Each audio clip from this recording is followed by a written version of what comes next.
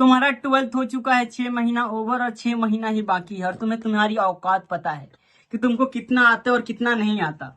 इतना वीडियो देखने के बाद ही कुछ लोग गायब हो गए होंगे, लेकिन एक तुम्हारे लिए मैं वार्निंग वीडियो लेके आया हूँ कि देखो भाई, अगर तुम 12th में हो और तुम अब तक क्लियर नहीं हो पाए हो कि तुम क्या कर रहे हो, तो भाई जाग जाओ। क्योंकि तुम बोलोगे भैया एग्जाम तो फरवरी में है, मेरे पास 7 महीने हैं। लेकिन भाई जनवरी पूरा तुम्हारा जाएगा असाइनमेंट नहीं, अब असाइनमेंट तो इंजीनियरिंग में मिलता, जर्नल कंप्लीट करने में। ठीक है, जनवरी जाएगा जर्नल कंप्लीट करने में, और फरवरी जाएगा, स्टार्टिंग के फरवरी जाएंगे तुम्हारे प्रैक्टिकल एग्जाम्स में। सॉरी, इस बार तो एग्जाम बहुत जल्दी होते हैं ना, अब तो 11 फरवरी से ही स्टार्ट कर दिया है।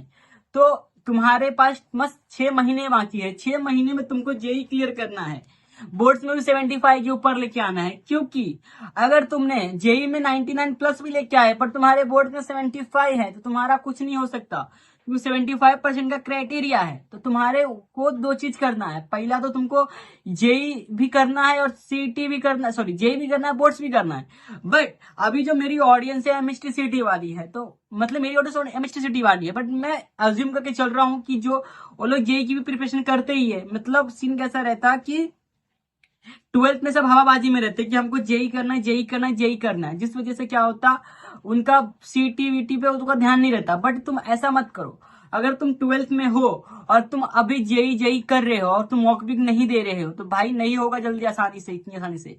अभी भी टाइम है, अभी भी ढंग से तुम बोर्ड्स भी करो और जेई भी करो, और मॉक देना स्टार्ट करो, मॉक दो, पीवाईक्यू करो एंड ऑल सब कुछ करो। एंड सीईटी कर रहे हो तो भाई बोर्ड्स के साथ सीईटी बहुत आसान हो जाता। तो तुम बोर्ड्स कर रहे हो, साथ साथ सीईटी भी करो, अगर सीईटी का तो बोर्ड्स भी करते रहो। जिससे क्या होगा, तुम्हारा बोर्ड्स में भी अच्छा आएगा, सीईटी में भी अच्छा आएगा। अगर तुम बोर्ड्स पे ज्यादा ध्यान देते, सीईटी तुम्हारा अपने आप अच्छा होता, अगर सीईटी पे भी ध्यान देते तो बोर्ड्स भी अच्छा हो जाता। बट थ्योरी पार्ट को तुमको अच्छे से करना पड़ता। अभी अभी तुम्हारे पास 6 महीने, तो अभी से भी तुम प्लान करोगे तो तुम बोर्ड्स में अच्छा परसेंट अच्छा लेके आ सकते। और सीईटी जेई में भी, जेई का कोई भरोसा नहीं अच्छा जाएगा कि नहीं जाएगा, क्योंकि मोस्ट ऑफ लोगों का यही सीन रहता है कि एकदम कॉन्फिडेंस में रहते हैं कि अब तो इतना दिन है, इतना दिन है, इतना दिन है। बट जब वो आते हैं उनको पता लगता है कि मेरा ना बोर्ड्स हुआ है, ना मेरा सीईटी ढंग से हुआ है, ना मेरा जेई ठीक से हुआ है। ठीक है, तो वो प्रेशर में आ जाते हैं। प्रेशर में आने के बाद क्या होता, उनका जेई तो खराब जाता है, क्योंकि जेई होता है पहला अटेम्प्ट जनवरी में। जब जनवरी में उनका पहला अटेम्प्ट जेई खराब गया और बोर्ड्स के 1-2 दिन पहले उनका रिजल्ट आता और उनको पता चलता कि मैं जेई में हो गया हूँ, मतलब परसेंटाइल कम आए, तो उनकी उस प्रेशर की वजह से उनका सीट सॉरी उनका फिर बोर्ड्स भी खराब जाता। जब बोर्ड्स खराब जाएगा तो ऑटोमेटिकली जो प्रेशर दिमाग में भरेगा, जिससे उनका लास्ट में सीटी भी खराब जाएगा। तो चीजों को अभी से लेके मैनेज करना स्टार्ट करो कि तुम्हें क्या चीज कैसे करना है, क्योंकि टाइम बहुत ही जल्दी जा रहा है। और तुम विश्वास मानो कि जो दिन है तुम्हारे पास दोबारा नहीं आएगा। तुम बस इसके बाद रिग्रेट कर सकते हो कि काश मैं उस टाइम में ऐसा कर लिया होता तो आज मैं यहाँ पे होता। उस टाइम पे करके कुछ नहीं मिलता। और तुम ये सब झंझट में बिल्कुल मत पढ़ना चाहिए। मान लो 75 नहीं भी आया तो अपन री एग्जाम दे देंगे, सप्लीमेंट्री वाला एग्जाम दे देंगे, ये कर लेंगे वो कर लेंगे। ये सब बहुत बड़ा लूप होल रहता, बहुत ही बड़ा सर्कल रहता, तुम उसमें ही फंसे रह जाओगे। तो अभी से बोर्ड्स भी करो, सीईटी पे भी ध्यान दो और जेई पे भी ध्यान दो। ठीक है, देखो ये जो वीडियो है वो एवरेज स्टूडेंट के लिए, अगर तुम टॉपर हो और तुम्हारा सब कुछ सही चल रहा है तो बहुत अच्छी बात है। Best of luck, all the best, भगवान तुम्हारा अच्छा करे। बट अगर तुम बिलो एवरेज और एवरेज स्टूडेंट हो, प्लीज अपने माइंड को क्लियर रखो कि तुमको क्या करना, उस हिसाब से प्रिपरेशन करो। अगर तुम पीसीएमबी वाले हो और तुम अब तक डिसाइड ही नहीं कर पाए हो कि मेरे को जेई देना है कि नीट देना है कि सीईटी देना है, तो भाई प्लीज जल्दी डिसाइड कर लो, लेकिन लास्ट में तुमको क्या करना तुम खुद नहीं समझ पाओगे। ये सब चीजें ध्यान रखो। और अगर मैं अभी तुमको बता देता हूँ कि तुम प्लीज सारे एग्जाम्स दो।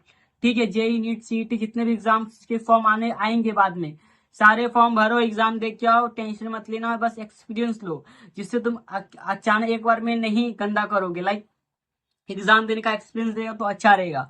क्योंकि मैं एक लड़की को जानता हूँ, मेरी जूनियर, वो पढ़ने में बहुत अच्छी थी। ठीक है, लेकिन उसका प्रॉब्लम क्या, उसने ज्यादा एग्जाम दिए ही नहीं थे। और जब वो सीईटी का एग्जाम देने गई तो उसने बेचारी से, उसको पता ही नहीं था कि एग्जाम में चीज कैसे हैंडल किया जाता है। बेचारी से 20 क्वेश्चन ही छूट गए मैथ्स के। और सीईटी में नेगेटिव मार्किंग नहीं होता है, जिस वजह से क्या हुआ कि उसके 20 मार्क्स क्वेश्चन छूट गए, तो 20 मार्क्स पहले ही उसको कम आने वाले हैं, उससे उसका परसेंटाइल कम हो गया। पढ़ने में अच्छी थी बट चीजें मैनेज ना करने की वजह से ऐसा हुआ। तो अभी से प्रॉपर टाइम टेबल बनाओ, चीजों को ऐसे ऐसे पूरी तरीके से स्ट्रेटेजीज की से चलो और रेगुलर पढ़ाई करना स्टार्ट करो। अभी भी टाइम है, बाद में टाइम दोबारा नहीं आने वाला, मैं यही बोल देता हूँ। तो अगर तुमको और भी चीज जाननी हो तो मेरे चैनल को चेक कर सकते हो। अभी मैं 12th board HSC MST CT के ऊपर वीडियोस लाना स्टार्ट करूंगा, तो प्लीज चैनल को सब्सक्राइब कर देना और वीडियो को लाइक कर देना। एंड मेरे चैनल पे और वीडियो से जाके तुम देख सकते हो। Thank you for watching this video.